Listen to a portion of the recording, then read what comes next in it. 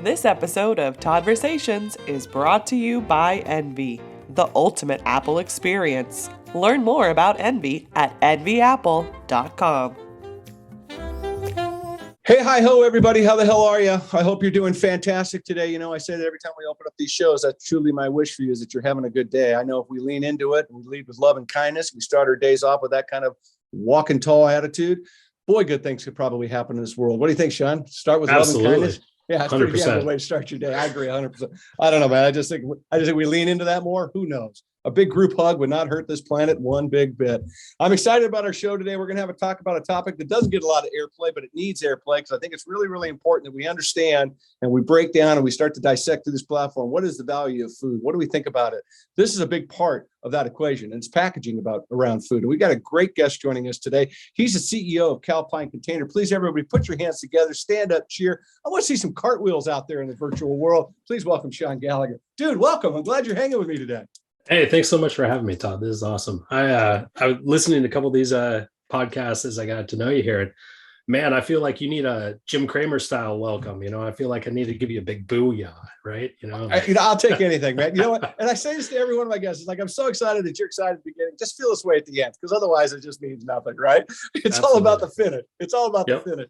No, and I'm thrilled you're here, because like I said, this is a really interesting topic that doesn't get a lot of airplay. Coming from my experience, living in a bit of the world that buyers would beat up growers would go beat up who they could beat up. And it's just domino effect of just trying to squeeze, go. And it's tough. It's a tough business in a lot of ways for a lot of factors. And that's why I love this conversation around the value of food and how this contributes to that. So I'm excited to get going. Get rocking. I got a boatload of ideas and thoughts I want to throw at you and just kind of pick your brain a little bit. And you've got a great, unique background that's going to bring a lot of flavor to this conversation. So I'm excited. But before we get rolling, like I do with all my guests, if you wouldn't mind, tell everybody a little about your journey and bio and introduce yourself to the world. Yeah, certainly. Appreciate it. So California boy, born and raised here in the Bay Area. Went to school at Cal Poly, San Luis Obispo down the coast with many of the folks that I've run into in the industry. Yeah, absolutely. And then, basically, left there, went to work for E&J Gallo. So I've predominantly spent the majority of my career in California, right? Worked in the alcoholic beverage arena there with Gallo, and then transitioned out into packaging. Actually had a packaging minor at Cal Poly. It's one of the only ones, one of the three schools I would say in the United States that have actually a focus on packaging. So I'm kind of one of those weird guys. Yeah, it's like Clemson, it's like Michigan State, and then Cal Poly out here on the West Coast. So kind of unique in that regard. Went to work for Owens, Illinois, spent over a decade over there, running a couple of different business units, went across into packaging distribution, again, predominantly on rigid packaging, beverage and food. And then in the last 8 months, I had the fortunate opportunity to come over to Calpine and lead up the team here and get into an industry that feels familiar. It's in predominantly California. Right. Some prior customers were wine grape growers. So, I'm familiar with the ags piece, bought a lot of corrugated in the past. So familiar, but different, both on the products and the customer side. So that's kind of what brought me here today. I love it. Well, this, like I said, I'm looking forward to this chit chat. Calpine is no stranger to the produce business. It's no stranger to a lot of things. I don't think people realize, but Calpine has been around since 1895. That's a 1 and 895. That makes both of us look pretty damn young. I love that. It makes my I think I lost some gray hair when I say something back from 1895. But that's an amazing legacy, all right? I mean, it really, really is. So can you share a little bit about what Calpine was, what Calpine, is becoming today? Just kind of give everybody a little bit of a frame up, and then we'll dive into it a little bit deeper. Yeah, absolutely. So like you said, 1895, so been around just a little bit, right? Yeah. It's to the point where, going back and researching the company, it's followed the growth of California as a state in some ways, right? You talk about how, after the gold rush, people got into lumber, so that's the roots of the company is that for a long time, the company was an agency selling shook. So basically leftover lumber parts into the ag business. You look at the industrialization of the United States and, the railroad coming in, providing access from the West back East. And so, then all of a sudden you started to transport produce from the West back East. Calpine's helping out in that. Calpine was a large percentage of the shook boxes for a long time. In fact, there was 2 government actions through the years where they actually had to break up the company into smaller bits over the time. Yeah, it's kind of crazy. Was a cooperative to start, and then as mid 1900s, there was basically a time where you start seeing a transition away from wood boxes into corrugated boxes, and when you start buying less than 15%, had to change the company structure again, moved it into an incorporated company versus a co-op. And then, through the years, it's continued to innovate. It's continued to get into different packaging, and basically, moved into the more in the produce arena, or has always been in the produce arena, but moved more into the Central Valley. And today, we operate out of Clovis, have customers all through the valley, down into Mexico, Arizona, et cetera. So really been a great story for the company. Yeah, there's no doubt. Again, back to that big number of 1895. I mean, that's just, it's amazing to think when you think about what companies have been around that long. And there's a few, there certainly are, but there's not a lot. Yeah. Right. There's not a lot. I actually had a really interesting epiphany when I was talking about, getting ready for this and thinking about the companies I work for. It's I've had this weird happenstance that I've worked for some pretty legacy companies. Gallagher's been around since 1933, right? Yeah. OI has been around since 1929.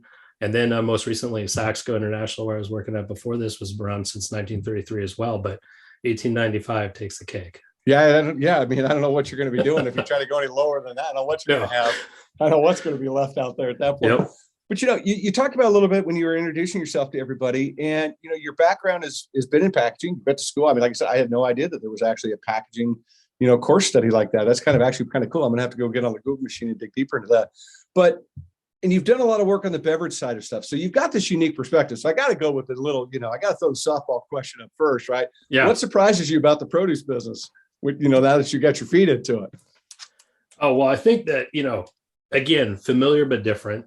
So I always had customers that had agricultural parts of their business. And so I'm used to seeing some of the vacillations that come with weather.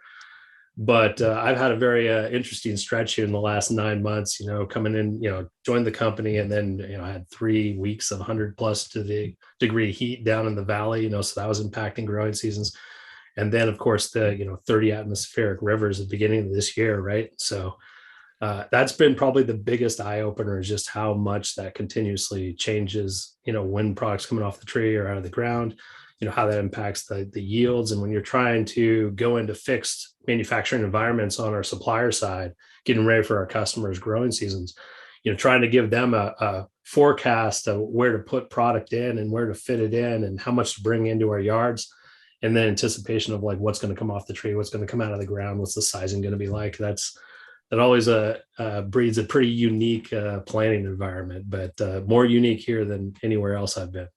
I was going to say it's got to be, because it is so fast paced, and it can flip on a dime. To your point, it's hot, it's cold, it's rainy, it's not.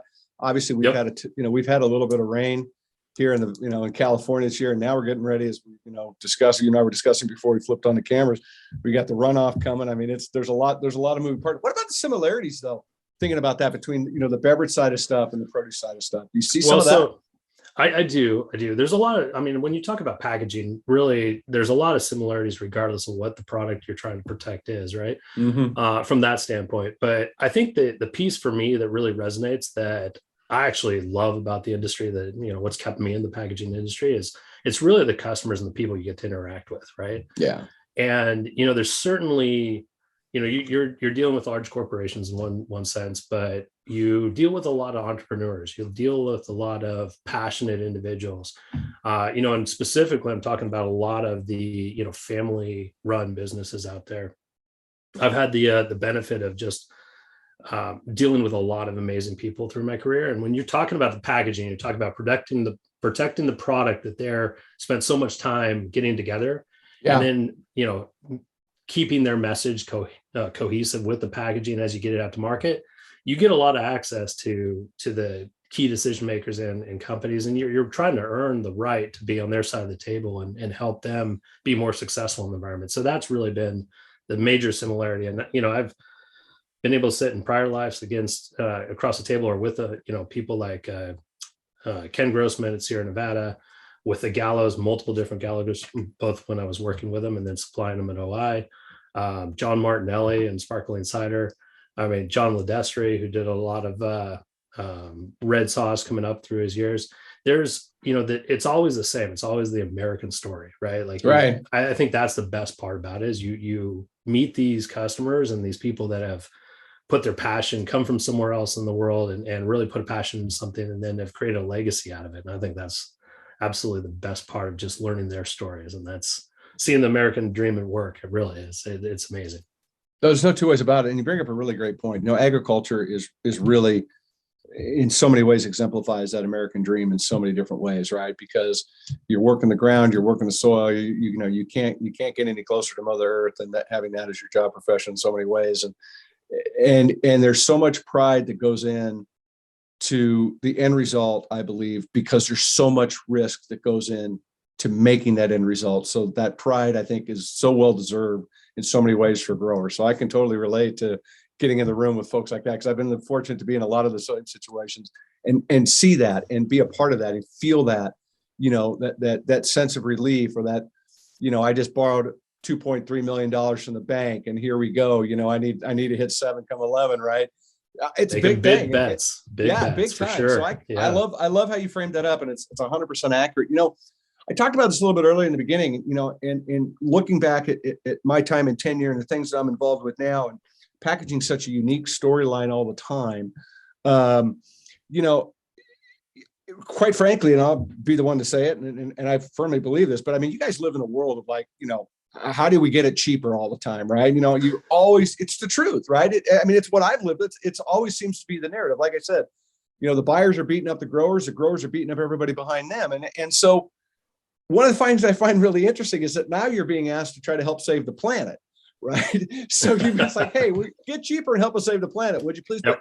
But I mean, in a lot of ways, and I don't mean this with any disrespect, but a lot of times packaging is looked at sometimes in a negative light, right? Is kind of this burden that we have to accept, which is kind of goofy, because to your point, you're protecting the work that everybody's done to get it to market. So getting cheaper, I think, is something that, a lot of businesses always seem to face. But it leads me to this question it's like, how can we look to you to fuel innovation if you can't afford it? Right. Yeah. You know what I mean? It's like we were talking about earlier. It's like, you got, what are you going to do with 37 cents? Right. Not a lot. Yeah. So how do you deal with that?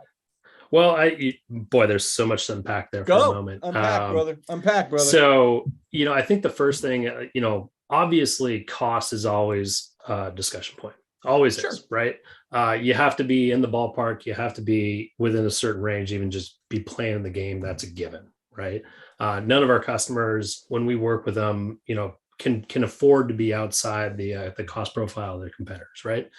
But, a lot of what we talk about when you get inside of that arena, then is talking about what the true needs are, right, of a customer.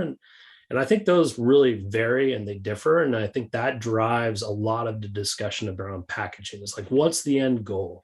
One of the other things I love about this industry is we're not selling products, right? So we're selling solutions. We're out developing solutions against specific problem statements rather than, I'm not on a lot trying to sell you a Chevy or a Dodge or a Ford, depending on who showed sure. up, right? And so a lot of the ability inside of packaging is to help meet those needs, and it's to help meet those needs through the entire supply chain, right? And so, right. A lot of times people say, okay, well, what's this widget going to cost me, right? But there's multiple different factors about packaging. I mean, packaging at its core, it's doing 4 main things, right? It's doing containment work, so you're making sure it's transitioning from here to there. It's protecting the product, right? Which is obviously critical and super key, especially in this industry when you talk about spoilage and food wastage in the supply chain, right? There's a convenience always at play here when you talk about the way that retail is approaching the product these days, and then the ultimate consumer and how the consumer is voting with their pocketbook. And ultimately, there's a communications piece as well, right? You're talking about who you are, what you're delivering, et cetera, right? So those are the 4 main areas. And a lot of times, how you approach your packaging allows you to hit upon those 4 points, right? Some of them are given. You have to be in the ballpark on cost, right? Mm-hmm. But you also have to talk about how you're making your product, how you're getting into the market, where you're trying to get into the marketplace, what channels you're trying to take advantage of.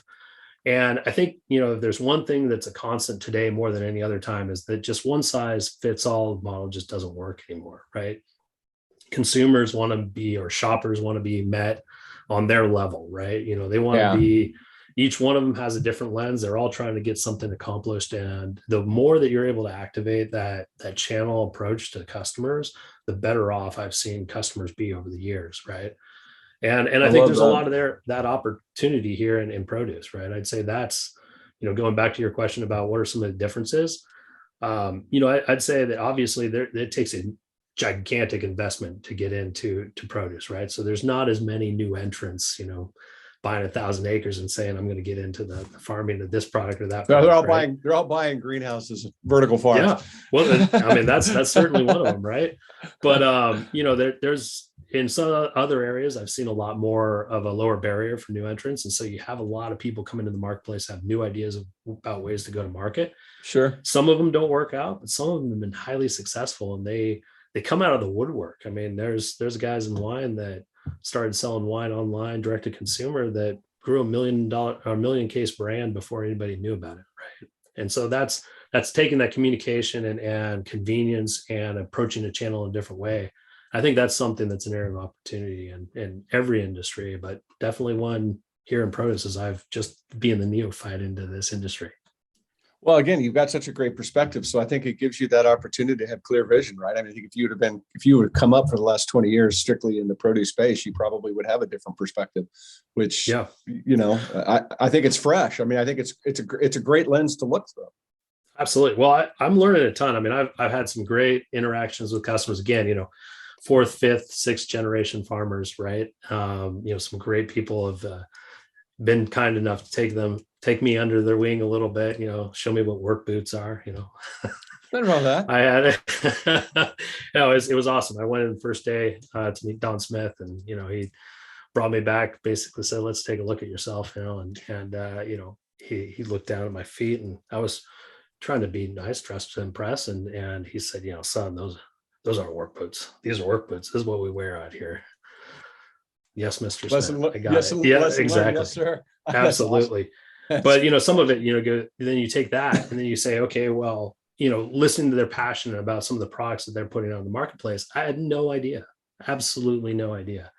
And so, my kids love it these days. I went out to, his farm stand out in the front parking lot and started buying a couple of different melons, brought them home. The kids were just gushing. They're like, this is the best thing ever.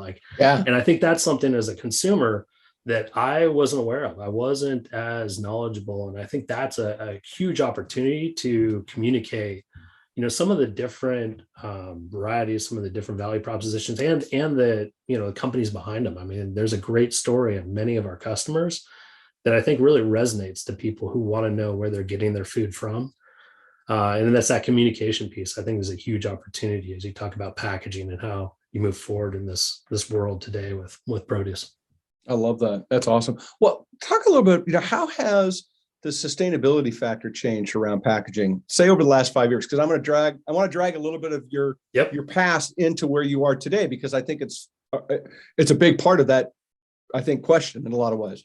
Yeah, no, it's always been at play, right? So sustainability, since I started packaging, was always a question of different levels of interest and different levels of perspective. But I've really seen in the past 5 years, I've seen the consumer starting to vote a little bit more with their pocketbook than they have in years past. And I'm just engaging in hyperbole here, so give me a little bit of latitude. But go. Prior, 10 years ago, going green really meant, show me the money, right? So a lot of what we were doing in packaging was lightweighting, like optimizing packages. And that's a constant journey. I think there's always a route to go and reducing material in packaging, right? But that's predominantly what sustainable green meant, 10 years ago, let's say. I think in the last 5, I think that consumers have started showing their willingness and their belief on what's sustainable and which packages they view as sustainable. Mm-hmm. And they've started buying in a higher rate those types of packages. And probably the best example I have is, 5-6 years ago, you didn't see water in a can, right? And my wife and I ended up going to a Matchbox 20, her more than me, show last night, and they have a canned water now called Liquid Death. Right. It's like murder your thirst, which, great on the marketing piece. But that is $1 billion brand for Wiz and the boys. Exactly. Right. But that's not a cheap package comparative to a PET bottle. Right. But it's really driven by consumer acceptance and consumers buying, those products and having that focus on a, sustainable piece of packaging and their view around that packaging. Yeah, I love that. Well, and you lead me to another question I'm going to throw at you, because I think about this. A lot of people, I think, look at and think that if something can be recycled, makes it sustainable, right? And the truth is, sustainability is a lot more than just being recycled, right? I mean, sustainability encompasses the entire process, whether it's from design to manufacturing to shipping to all of it is a part of that equation, right? It's not so much as there. So with that being said, recycling, doesn't always mean sustainable. And I think that that's something that's an interesting kind of take that's out there. Talk to me a little bit about that. When you think about it, is cardboard more environmentally friendly than plastic? And do you think paper will ever replace, to your point about what Liquid Death is doing? You have water now, that I've seen water in like a almost like a milk carton type look to it. Yep. Right. They're doing that. I mean, do you think that'll ever happen? You think, paper can ever replace plastic? Wow. I think a whole bunch of shit there. I don't know where you're going to go with that. I don't even know what the hell I asked you, but just go. I was going to say there's so much there. Right? I know, I'm all over the board. So first of all, on the paper thing and the plastic thing, right? So because plastic obviously is getting a lot of looks these days, right? On a professional basis, I always say that, especially being a distributor of packaging, right? I'm fairly package agnostic in that regard, right? Like each package, if it's out there today and it's still out there today, it has a place. It has a form and function that it's doing one. It's hitting hard on one of those 4 points of packaging, right? Yeah. You talk about plastic. I mean, the one thing we do know is that it's convenient and it's darn near indestructible, right? I mean, you take a hard left out of the parking lot after you bought your groceries and you hear things rattle around in the trunk, right? And that, you're not necessarily worried about the plastic bottle, right? No. But then you get into how's it made and how's it recycled, and is it recyclable, and then how is it recycled? And I think those are two different questions, right? So the recyclability piece is always really difficult to hit upon, because there's the capability piece, and then there's a willingness of consumers to actually engage in that. So that's always a big. Well, that's a big problem with it too, right? To your point, consumers don't engage, or maybe their city has a recycling program, but some of the numbers I've seen, pushing almost 80% of what they recover, they can't do anything with. No. Yeah. And there's a lot of things that we could learn and do differently if we really were inclined to do so. You look at Europe versus the US, they still separate, their recycling into 5 different bins, right? Here in California, I remember, growing up, there were like 3 or 4 different bins curbside. Now there's just a giant, blue container in my neck of the woods, right? And then other states in the US where I've lived through my career, I actually called up and said, "Where's my recycling bin?" And they said, "Well, you got to pay extra for the recycling bin." So, there's a lot of different degrees on how the country approaches recycling, right?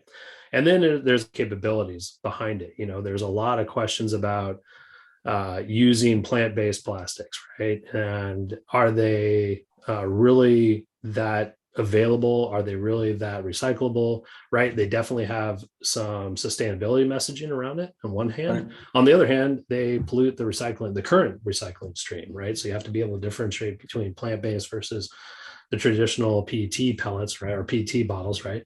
So there's always stuff to unpack inside of that. To hit on your last question, could we, if we wanted to? Certainly, we know we can, because in the 1960s, we weren't using a lot of plastic for packaging, right? So it was all glass, it was all metals, wood, some corrugated, right? So, there is that capability, but at what cost on the other end of that, right? Well, I think that's where it comes down to, right? I think that it's a lot of the ideas that we seem to throw out there. It's like we've got these great end solutions. We have no idea how to get to the end of the solution.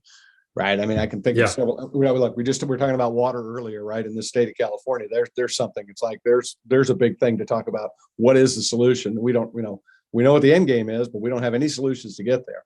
Correct. EV cars is another one, right? It's like, great, it's a great solution, but we have no idea how we're going to get there and what expense it's going to be. And I think your point is incredibly valid when it comes to that. What about from like the manufacturer side of stuff when you think about all this, right? And I, how much is like their internal equipment and things that they have to do slow down some of these initiatives and packaging from happening, right? Because you could have the greatest thing going. It's like, well, it's going to be X amount of dollars for somebody to retrofit to accommodate. And they're like, that much into saving a seagull right now, right? I don't really care. But it's real. Yeah. So manufacturing side, you're saying are you saying the manufacturer of the packaging or the people, the other side, people that are, having to make alterations to try to move the ball down the field. Again, it goes back to that, fueling innovation, how do you afford it? Yeah. Well, I'm going to give a shameless plug to Calpine on this answer. Plug away, my brother. That's okay. Well, because I will say one of the big interesting parts for me, and before I got into sales, my background was operations and operations management, right? And the crazy part about the produce deal here is that because it's so obviously cyclical, right? You have these assets around packaging that are underutilized for a good percentage of the year, and then you're going flat out trying to keep up with the harvest, right? So I think that's something that transparently for us that we've focused on, and we have many machines in the field helping do that. And I think that's one of the areas of growth into the future for the company as well. Like I think that's where companies like myself ourselves and Calpine can help, because we move with customers through different regions, and so we can actually move some of those and transport some of those packaging machinery, and sometimes different types of packaging aren't again, it's not one size fits all for everyone. Some people may be using one style of pack for a certain marketplace where somebody else doesn't need it, and that's our ability to move that packaging machinery around, right? So I think that's an area certainly that we're highly focused on. When you talk about reduction of material, you talk about messaging, you talk about how to get to market, and right. Especially, I think we'll probably get to it down the road here in this conversation, but how you use modified atmosphere to reduce spoilage. Oh, right? We're going there because I want to know. Yeah, certainly. So I think, there's a lot of developments in the industry in that regard. So that does take new packaging. And I think that's certainly a hurdle to overcome. But that's always been that way in my career, right? I think that's where you look for partners that can help in that regard, because when the decision comes for capital expense on, new farm equipment or something put on a packaging line, one's getting utilized full year and one's going to be flash in the pan. I know where I'd put my money if I was them, and that's where I think you're looking for partners that are willing and engaged in this arena to help them out. Yeah, 100%. Let's talk about these new treatments and the atmosphere changing products and stuff. We can't. Yeah. I mean, obviously it's an area you're looking at. It's obviously an area you're paying close attention to, I would imagine. Mm-hmm. Talk about it. How are you viewing all this stuff? Well, so I think it's a great question. Modified atmosphere has not been anything new, right? I mean, we've been working with modified atmosphere since early 2000s. Yeah. Maybe it's newer, maybe in this industry. I don't believe so, but no, they've been putting gas on strawberries and all kinds of stuff. Exactly, right. So there's always ways around that. I think that there's a combination between where in that supply chain, what do you need that package to do, and I personally think, again, going back to the cornerstones of what packaging does for you in this market, especially food spoilage is just probably the worst thing that can happen in my mind, especially. So, you earlier on, you said, packaging gets a bad rap, and I agree it does, because it's looked at in isolation. But when you talk about what it plays from a protective standpoint for product and just shelf life longevity, sure. That's something that's highly critical when you think about what's it worth to get an extra day, 2-5 days, if you could, in the shelf life of a product, so that you can get pull through and sell through in the consumer's hands, and they don't end up throwing it out pretty quickly thereafter. I think that's hyper critical in an area where we'll continue to see advancement in this packaging arena. Yeah, I definitely agree with you. I think it's something that's going to continue to keep rolling along. I mean, there's a lot of companies doing a big lift, but I'm sure that it's an important part of what we need to start to grasp. Again, back to that big conversation about the value of food. You talk about food waste. I throw this out all the time. Anybody that listens has probably heard this a gazillion times, but food waste in this country is the equivalent of every single American, young and old, everybody throwing away 650 apples a piece. That's a big number. I mean, You can't, do that. 330 million round down, right? 330 million times 650. Good luck. Hopefully your calculator is big enough to throw you all those numbers, because it's a big, big number of what it is. Food security, I think, is one of those critical pieces. I mean, we had Ag of the Week, and my wife's very involved in the local area, and we went to a Contra Costa County food bank fundraiser on Saturday night, and just those stats alone, and you sit here in the state of California and the United States, and you say, okay, we're a top economy by ourselves in the state of California, and we're the top economy in the United States, and then to still hear that some people are going hungry in our great nation, it's sad and it's frustrating, right? It's crazy. And man. then you see it, look at the other side, and you say, and then that there's spoilage occurring, and that if we could just redivert that somewhere, that's certainly something that you would think in our country we could go attack, and there's value in attacking it. I think absolutely, and packaging is a big part of that. How do you preserve it? How do you do it out? I mean, to your point, what got 16 million kids in this country hungry today? That's a lot of kids. Yep. Yeah, absolutely. That's a staggering number to even compute. Especially for young children that just can't go pick up the bow and arrow and go hunt a buck, right? Just don't have the opportunities to find that food, to make that food happen. Yeah. Right. I appreciate your perspective on that. Go ahead. And healthy food too, right? I think that's the other critical 100%. Piece, especially, that's the thing that I'm really loving about this current job, right? Is that, learning about all the different varieties of produce out there, right? And then taking that back. And I mean, just allowing kids to have healthy food in their schools is a huge piece. So I think that's something that, as you provide packaging allows for something along those lines, like that's where I think that the true value lies. And you start saying, okay, well, yeah, ideally, if we could magic our product from the vineyard or the orchard straight to the consumer's mouth, ideally, yeah, we do it without packaging, but, not an option. So let's see how we can get things to the right people at the right time and still in the right condition. 100% agree with that. So how do you balance that though? I mean, how do you balance like developing new technologies versus the economic pressures you're getting from the industry, right? Because again, it goes back to that, like go find that quarter of a penny, right?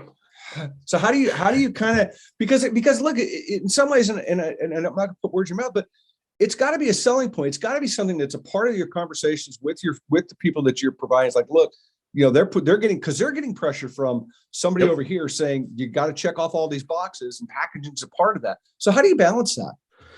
Yeah, it's a great question. I think for two, baby. Yeah, there we go. I think that the best solutions hit upon multiple points in that needs around packaging. Right? Yeah, I love it. And I'll expand a little bit on that. So, a lot of times redesign for packaging is one of the first places that we would start.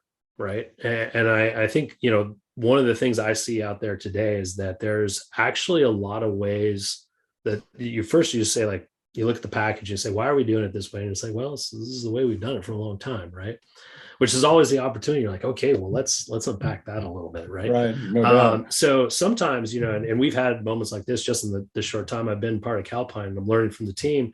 They've had opportunities and have successful solutions where we've gone in, redesigned a box, redesigned an offering to go to market, and you're able to reduce the packaging.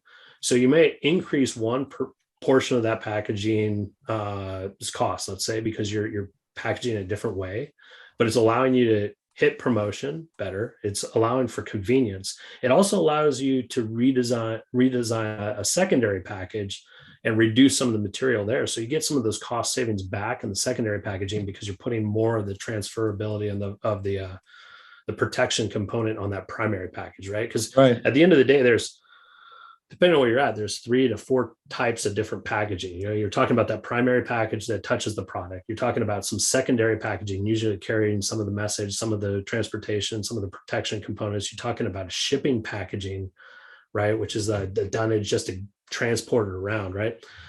So first of all, I'd like to give a shout out to the produce industry. They have less packaging than others if you talk about it, right? If you think about, what it takes to move a granola bar, let's say, to the market, right? You have the primary package around the granola bar, you have a secondary retail packaging, you have a tertiary shipping package, and then you get some dunnage behind it.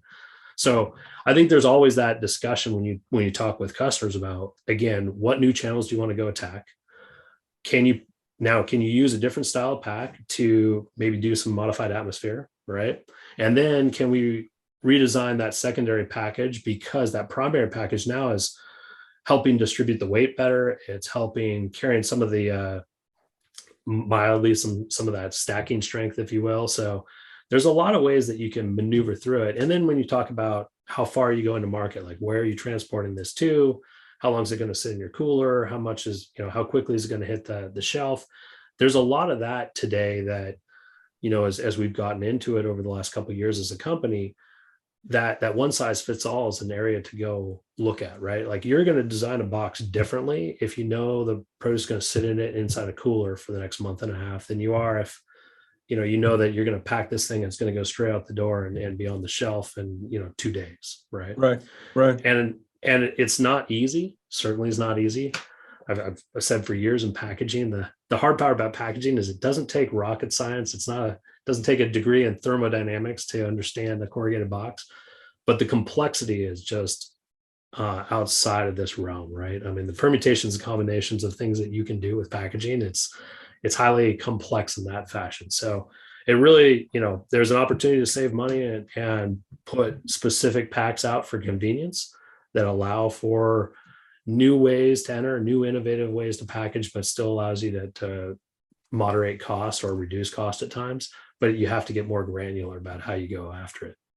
I love that. Well, I mean, this is why I thought this conversation was really relevant, to kind of get people to better understand the deeper thought around the value of food, right? As opposed to walking into the store and go to, oh, I see that granola bar, or I see that apple. It's like, well, really, what is that?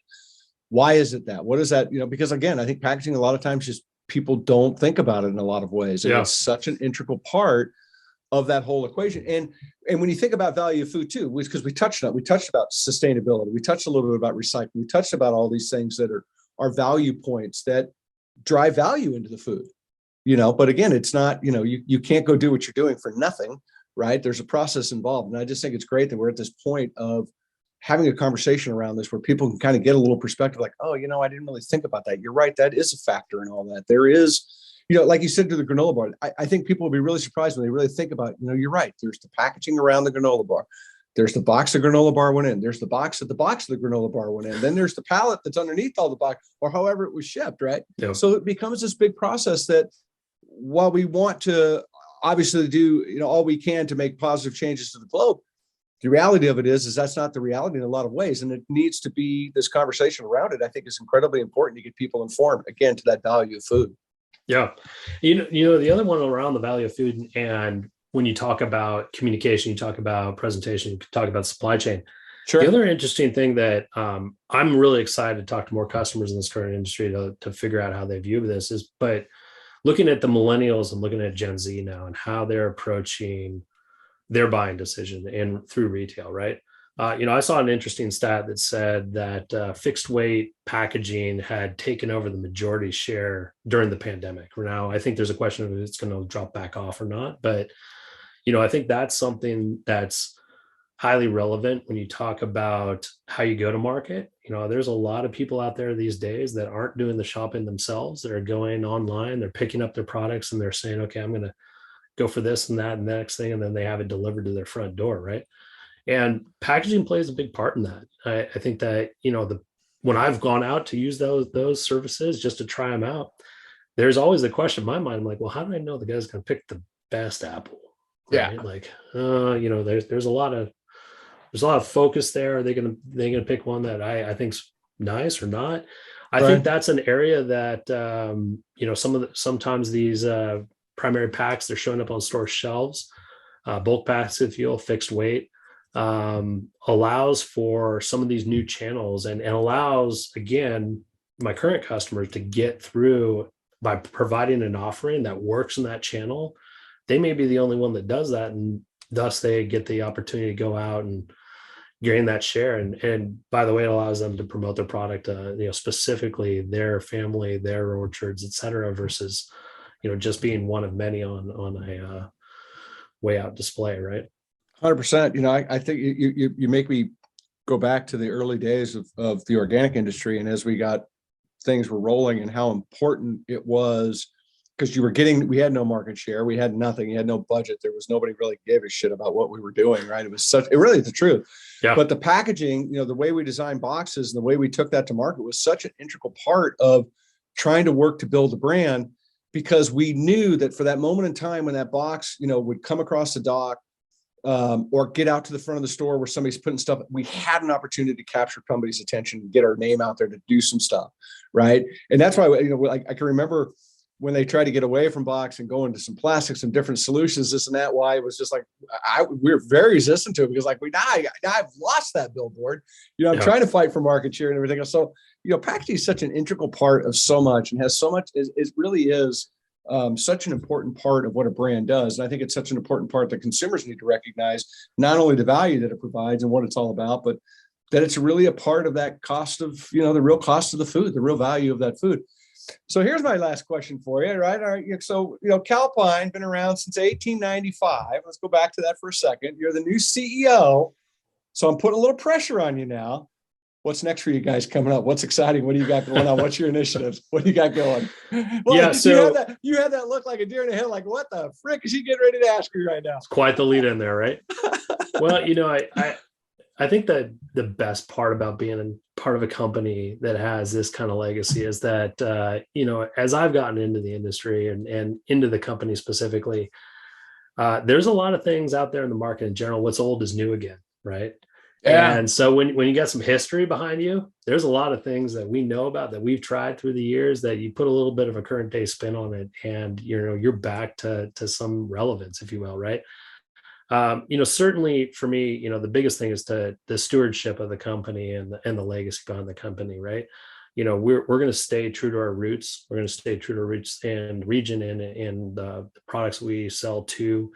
We're certainly going to look to grow and expand. So that does take some, do what we've always done, do that really well and continue to do that. But then where do we have adjacencies that we can move into? I think that, the business is certainly been changing, right? So our suppliers are getting bigger, our customers are getting bigger, we need to get bigger. So that's certainly going to be a high degree of focus. But, again, the exciting thing for me is that, I came into the company and there's customers asking us to get bigger. They're asking us to get into new regions that they're going into and just continue to do what we've done just in a new region. We just opened up a new facility in Hermosillo down in Mexico. We're going to continue to be expanding into Mexico. This is something I guess that customers have been asking us to do for the last couple of years. So we're going to listen and we're going to move forward in that regard. Certainly think that we also have some customers that are moving in the Pacific Northwest as well. So that continues to be an area of expansion and growth opportunity for us. There's also the ability to expand those product offerings. So in 2021, Calpine did an acquisition of JS Ag down in Bakersfield and got us more into the clamshell and pouch bag business. Because as we talked about already, a lot of that kind of single use or ease of use convenience product is going into retail these days. So that helps us expand our knowledge.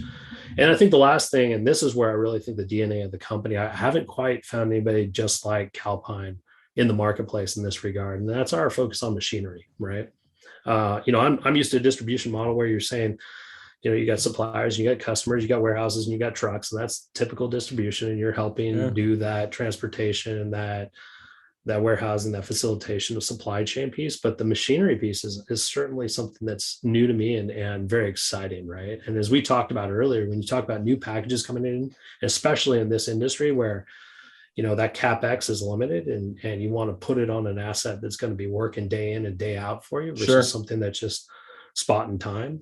Right. The company today is moving machinery around. We'll start off a season down in Mexico, put a couple of machines down there making boxes and sending out product. And then we'll move that up into the Central Valley, et cetera. So that's something I think that we can bring to the table that I'm very excited about. And I'm excited to see how we invest in different machines to continue and expand that capability, help with modified atmosphere as an example, and help customers get into those new channels and approach some new consumers. I think the last piece for me is that, the breadth of customers, there's always an interesting, I'm lagging here, I think, huh? You're good. There's always an interesting part about being in with a customer and seeing what they're doing, and then learning from the best in the market and being able to bring that to our other customers out there. Yeah, for sure. I mean, that's pivotal, right? I mean, I think that's because you have the legacy, you've got the track record, you've got the ability to kind of see where you've been. I love the fact that looking back to move forward mentality, I think is great. Good job, man. It's exciting. Yeah, sorry. I think my computer slowed down there a little bit. No, you're good. Watching myself in still frame going along. No, you're perfectly fine. You're doing great. No, like I said, I think it's going to be really neat to see what your journey is, and I appreciate you hanging out with me today. No, I appreciate you having me on. This has been great. I'm looking forward to continuing to listen in and hear all these other podcasts are coming through. It's helping my education. Thank you, brother. I appreciate that. I appreciate your kind words, and I'm glad you enjoyed the water podcast we had. That was really something. That's going to be, that's going to be, yeah, it's pretty cool. Lois is she's a hell of a good lady doing some big lifting out there, trying to get people educated on what's what. So I appreciate her. No, dude, I'm really excited you're here. I appreciate you hanging out with me. I appreciate, taking the opportunity and give people a little bit of insight. Like I said, just a little different look, a little different perspective that I don't think a lot of people actually put into. I think there's just a lot of people that are slinging produce and moving, selling this, selling that, and don't really get that whole 360 view of what's all involved. So this is a great angle to bring to that. So I thank you for being here today. No problem. Cool. Everybody, thanks for hanging out with us. We appreciate you. Remember, go check us out on social media, TLC_Todd-versations. Get all your fun facts and figures from us, like Encyclopedia Britannica. That's what we are. That's why I'm on social media. I'm just spreading love around the world. That's why I'm there, Sean. Love and kindness. That's why I'm on social. I'm trying to get, I'm trying to be a Kardashian. Let's be honest. I'm trying to be one of them too.